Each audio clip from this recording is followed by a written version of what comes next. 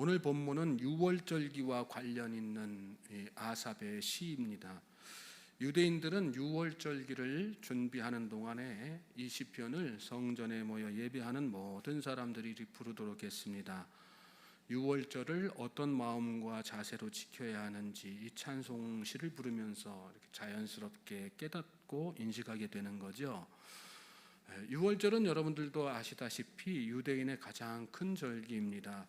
애굽에서 종살이하던 이스라엘 백성들이 하나님의 강권적인 능력과 역사로 인해 자유함을 얻게 되고 젖과 꿀이 흐르는 가나안 땅을 약속으로 받게 된 그 놀라운 구원의 은총에 감사하기 위해, 정확히 말하면 영원히 기억하면서 감사하는 삶을 살도록 하기 위해 하나님께서 제정해 주신 절기입니다. 유월절의 핵심은 어린 양의 피에 있습니다. 9가지 재앙이 내려지도록 강팍한 마음을 풀지 않던 바로가 마음을 돌이켜 이스라엘 백성들을 놓아주게 된 결정적인 계기가 바로 장자의 죽음 때문 아니겠습니까? 그렇게 애굽 땅의 모든 초태생이 죽던 날에 하나님은 죽음의 사자로부터 피할 수 있는 유일한 방법을 가르쳐 주셨는데 우슬초에 어린 양의 피를 묻혀 문지방과 문설주에 바르라는 것이었습니다. 그 말씀을 믿고 피를 바른 가정은 유대인이 아니어도 죽음의 사자가 뛰어넘었습니다. 그러나 반대로 바르지 않은 가정은 유대인이어도 장자의 죽음을 면치 못했습니다. 이 유월절 어린 양의 피는 바로 예수 그리스도의 십자가 보혈을 상징합니다. 우리가 지금 구원받고 하나님의 자녀가 된 것은 예수님의 십자가 보혈로 인함인 것입니다. 중요한 것은 우리가 그 놀라운 은혜와 사랑을 얼마나 삶 가운데에서 인식하며 사는가 하는 것이죠. 특별히 오늘 본문은 유월절기를 위해서 만들어진 시이지만 3절에 나와 있는 것처럼 초하루, 보름, 즉 월상예배, 월막예배가 있는 날이죠.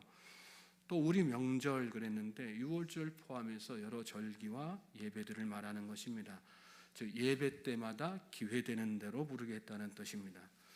정리하면 유월절 핵심은 어린 양 예수의 피로 구속함을 받은 사실이고 하나님의 자녀들은 그것을 평소에도 늘 인식하고 감사하며 살아야 한다는 것입니다. 또 그것을 위해서 먼저 하나님을 기쁘고 즐거운 마음으로 찬양하는 그런 감사의 마음이 있어야 되는 거죠. 1절 말씀에서 4절 말씀 한번 보시겠어요?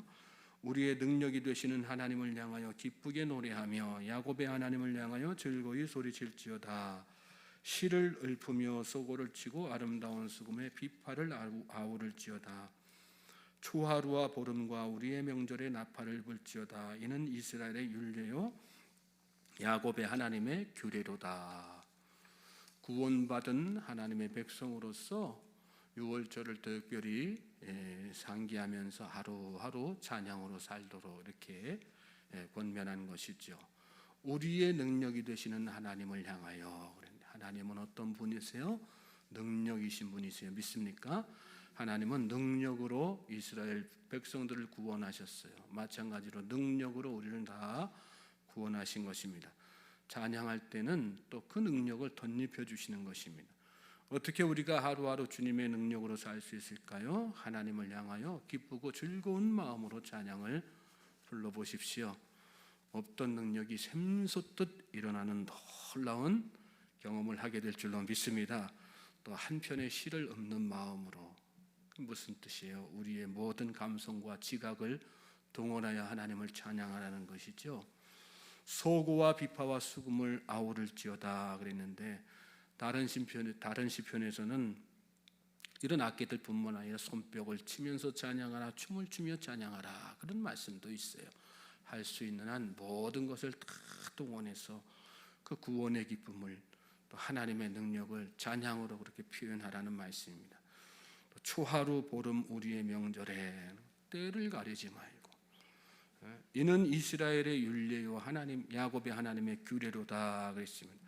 기쁘고 즐거운 마음으로 찬양하는 것이 하나님의 백성으로서 마땅히 지켜야 할 하나님의 명령이구나. 반드시 지켜야 할 하나님의 법이구나. 법은 안 지켜도 괜찮은 게 아니라 반드시 지켜야 되는 거 아니겠습니까? 안 지키면 불법 행하는 거죠. 그런 마음으로, 바로 그런 마음으로, 그런 결단과 의지를 가지고 하나님을 높이고 찬양하라는 말씀입니다. 그러면 에너지가 막 생기는 거예요. 예? 요즘 날씨가 무더우시니까 자꾸 기력이 빠지시죠? 찬양해 보세요. 예? 하나님을 높이는 찬양, 기쁘고 즐거운 마음으로 막 찬양해 보십시오. 그러면 어떤 힘도 샘솟는 놀라운 은총을 경험하게 될 것입니다. 그리고 무엇이든지 가능하게 하시는 하나님의 능력이 내 안에 강력하게 임하게 되는 것입니다. 요새 임영웅 씨 아시죠? 임영웅, 예? 다 들어보셨어요? 임영웅인가 하는 가수가 중장년층뿐만 아니라 젊은 사람들 사이에서 또 아주 인기라고 그러던데 트로트 가수로 이름이 나 있죠. 그런데 임영웅 씨가요 보니까 트로트 노래만 부른 게 아니에요. 복음성가도 얼마나 많이 불렀는지 몰라요. 그러니까 임영웅 가수가 좋으면 여러분 트로트만 찾아서 듣지 말고 그가 부른 복음성가도 좀 틀어놓고, 예? 그러면서 함께 따라도 부르고, 예? 남진 씨가 저 푸른 초원 위에 그림 같은 집을 짓고 막 유명한 노래 불렀잖아요. 예? 그런 가요만 찾아서 듣지 말고요. 그가 뒤늦게나마 하나님을 인격적으로 만나고 그래서 그 많은 대중들 앞에서, 예? 특별히 무슨 기독교의 모임도 아닌데 그냥 다 대중들 모인 앞에서 거침없이 하나님을 간증하고 고백하고 자기 신앙 고백하고 찬양하는 그런 영상들 이렇게 보면 찾아보면 있거든요. 그런 거 보면서 같이 찬양도 불러보고, 그래 나도 저런 마음 가지고 하나님을 찬양해. 누구 앞에서도 내가 정말 마음과 뜻과 정성 다해서 하나님 높여야지. 그런 마음으로 한번 찬양해 보시란 말씀입니다. 그러면 내 안에 능력이 막 샘솟듯 일어나는 거예요. 믿습니까? 더위도 이기고요. 또 환경적 어려움도 다 극복하게 되는 거고. 그게 찬양의 힘 아니겠어요? 5절부터 7절 말씀입니다. 하나님이 애굽 땅을 치러 나가시던 때에 요셉의 족속 중에 이를 증거로 세우셨도다. 거기서 내가 알지 못하던 말씀을 들었나니 이르시되 내가 그의 어깨에서 짐을 벗기고 그의 손에서 광주리를 놓게 하였도다. 내가 고난 중에 부르짖음에 내가 너를 건졌고 우레소리의 은밀한 곳에서 내게 응답하며 무리바 물가에서 너를 시험하였도다. 말씀 보면 하나님이 애굽 땅을 치러 나아가시던 때에 그랬어요. 하나님의 백성은 과거에 베푸신 하나님의 은혜를 회상하면서 하나님께 감사 돌리는 생활 잘 해야지 된다는 것. 그런 마음으로 6월절 절기 여러분 잘 준비하십시오. 이렇게 권면하고 있는 거예요. 특별히 여기 시인은 자기 자신을 출애굽 직전에 애굽에다가 가져다 놨어요. 그리고 마치 출애굽 사건의 경험자처럼 생생하게 당시의 일을 회상하는 것을 말씀 가운데 보게 되죠. 근데 여러분 이것이 바로 구속사관에 서 있는 성도의 세계 역사를 보는, 하나님의 역사를 보는 안목인 것을 우리가 잘 깨달아야 돼요. 내 삶을 돌아보는 것에서 그치지 않고 이 나라의 민족 또 나아가서 세계의 역사 속에서 두루두루 행하신 하나님의 놀라운 일들을 생각하고 그거에 경이로운 마음 가지고 감사하는 사람이 진짜 믿음 있는 사람이고 하나님의 백성인 것을 여러분 믿으시기 바랍니다. 하나님은 특별히 그런 사람들에게 깊으신 하나님의 경륜을 깨닫게 하세요. 그리고 남들이 알지 못하는 비밀스러운 하나님의 일들도 다 말씀해 주십니다. 그래서 5절 말씀 끝에 보면 거기서 내가 알지 못하던 말씀을 들었나니, 시인이 그런 고백을 한 것입니다. 상식적으로 이해할 수 없는 말씀을 들은 거예요. 그 말씀이 출애굽 때 이스라엘 백성들에게는 어깨에서 노예의 짐을 벗기고 그들의 손에서 벽돌 나르던 광주리를 내던지게 해주시겠다. 즉 애굽의 고난 중에 부르짖는 이스라엘의 고통소리를 들으시고 저들을 건져주시겠다는 말씀이죠. 근데 그 상황이요, 당시의 상황으로는 상식적으로는 납득이 안 되는 일이었어요. 그들에게 무슨 희망이 있고 무슨 힘이 있었겠어요? 꿈도 꿀 수 없는 일 아니었겠어요? 도무지 이해할 수 없는 하나님의 그 말씀이 그들의 상식성, 그때의 상황에서는 도무지 이해할 수 없는 말씀이었습니다. 그런데 결과적으로 하나님께서 그 일을 다 행하셨지 않습니까? 그런데 시인은 그 놀라운 하나님의 과거에 자기 조상들에게 행하셨던 그 일, 그 은혜를 회상하면서 남들은 깨달을 수 없는 또 다른 차원의 경륜 있는 말씀을 깨닫게 돼요. 그것이 뭡니까? 우리의 상식으로 이해할 수 없는 하나님의 구원의 은총이 앞으로 있게 될 것이라는 거. 바로 예수 그리스도를 통한 인류의 구원이지요. 예수님의 피로 모든 믿는 자들이 죄 사함 받고 영생을 얻게 되는 것, 그것을 영적으로 다 깨닫게 된 거예요. 하나님께서 알 수 없는 비밀을 그로 하여금 깨닫게 하시는 것이죠.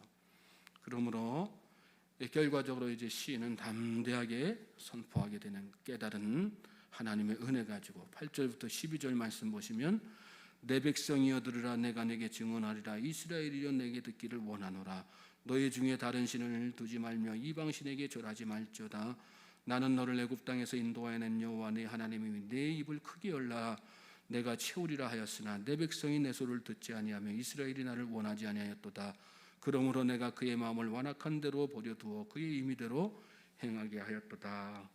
하나님께서 말씀하신 대로 하나님의 말씀을 듣고 우상 숭배하지 말고 애굽 땅에서 인도해 내신 여호와 하나님을 신뢰하여서 크게 입을 벌리면 크게 입을 벌려서 찬송하고 크게 입을 벌려 기도하면 하나님께서 채우시겠다, 그 입을 채우시겠다 약속하셨지만 불순종하여 결국은 버림받은 조상들처럼 하지 말라는 그런 선포죠. 그러면서 13절에 내 백성아 내 말을 들으라 이스라엘아 내 도를 따르라 하나님의 간절한 소망을 다시금 선포하는 것을 말씀 가운데서 보게 돼요. 하나님의 말씀을 듣고 순종하라는 거예요. 과거에 우리 조상들처럼 불순종해서 버림받은 인생들 되지 말고 하나님의 말씀을 너희들은 철저하게 듣고 순종하라는 거예요. 그러면 어떤 일이 생긴다는 말씀이에요. 14절부터 16절에 그리하면 내가 속히 그들의 원수를 누르고 내 손을 돌려 그들의 대적을 치리니 여호와를 미워하는 자는 그에게 복종하는 채 할지라도 그들의 신은 영원히 계속되리라 또 내가 기름진 밀을 그들에게 먹이며 반석에서 나오는 꿀로 너를 만족하게 하리라 하셨도다. 대적들을 치리니 만족하게 하리라. 그것이 하나님의 말씀을 순종할 때 주시는 하나님의 놀라운 축복이라는 거예요. 복종하는 채 할지라도 그런 말씀이 나오죠. 순종하는 척하는 걸로는 안 된다는 말씀이에요. 그건 하나님을 기만하고 미워하는 것이라는 말씀이죠. 진심으로 하나님을 사랑하고 신뢰하는 마음으로 진정으로 순종하면 기름진 밀로 반석에서 나오는 꿀로 우리의 삶을 다 만족시켜 주신다는 그런 말씀이에요. 오늘 하루도 여러분 하나님을 높이며 찬송하고 시작해 보십시오.